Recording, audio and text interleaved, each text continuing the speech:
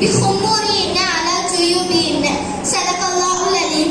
قال رسول صلى الله عليه وسلم اللهم صل على سيدنا محمد وعلى آل سيدنا محمد وبارك وسلم عليهم. அல்லாஹ்வை புகழ்ந்தவளாகவும் நபி ஸல்லல்லாஹு அலைஹி வஸல்லம் அவர்கள் மீது ஸலவாத் கூறியவளாகவும் என் உரையை நான் ஆரம்பம் செய்கிறேன்.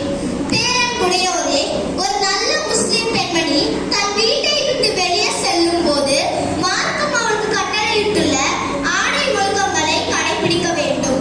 அதை தான் ஃபர்தா என்று கூறப்படுகிறது. ஒரு பெண் இந்த ஒழுக்கங்களை கடைபிடிக்காமல் வீட்டை விட்டு வெளியேறக்கூடாது. இது அல்லாஹ்வினால் திட்டமாக தடை செய்யப்பட்டதாகும். அல்லாஹ் கூறுகிறான், பெண்கள் தங்கள் ஆடை ஆபரணங்கள் போன்ற அலங்காரங்களில் வெளியில் இருக்கக்கூடியவற்றை தவிர மற்றதை வெளிக்காட்ட வேண்டாம்.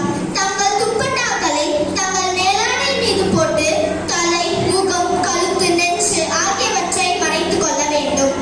ஃபர்தாவின் இன்றைய நிலை. இன்று ஃபர்தா அணிகின்ற பெண்களில் பலருக்கு அதை பற்றி சட்டங்கள் தெரியாததால் தாங்கள் விரும்பிய மாதிரி ஃபர்தா அணிகிறார்கள்.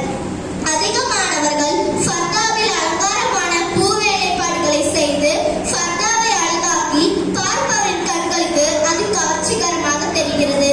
இன்னும் பலர் ஃபர்தாவில் ஓரங்களை கிழித்து அதை நாடாக்களால் முடிச்சிட்டு உள்ளடங்குள்ள ஆடை அலங்காரங்கள் வெளியே தெரியும்படி ஃபர்தா அணிகிறார்கள்.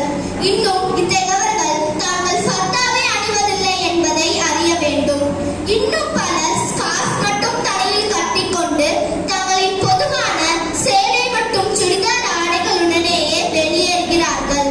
இவர்களும் ஃபர்தா அணிவர்களாக மாட்டார்கள். இன்னும் சிலர் வீட்டிலிருந்து புறப்படும் போது ஃபர்தா அணிந்தாலும் பிறகு